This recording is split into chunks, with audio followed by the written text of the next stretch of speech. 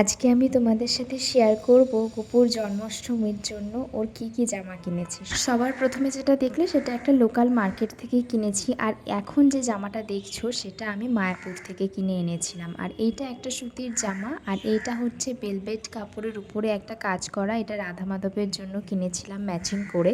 আর এটা হচ্ছে মা সরস্বতীর জন্য একটা হলুদ রঙের জামা কিনেছিলাম। আর এটা হচ্ছে মা লক্ষ্মীর জন্য একটা লাল রঙের একটু বড় জামা কিনেছিলাম।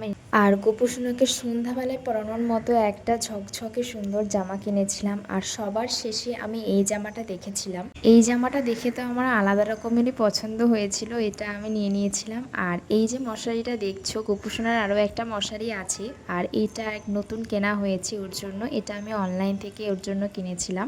আর কিনেছিলাম কয়েকটা মুকুট। এই তিনটে মুকুটের পাশাপাশি আরও দুটো মুকুট কিনেছিলাম, কিন্তু সেই দুটো কোথায় রেখেছি আমি খুঁজে পাচ্ছি না, তাই এই তিনটেই তোমাদেরকে দেখাচ্ছি। আর এই তিনটে আমি অনলাইন থেকেই কিনেছি। আর তার সাথে একটা চুলও কিনেছি, চুলটা কিন্তু আবার শপ থেকেই নিয়েছিলাম।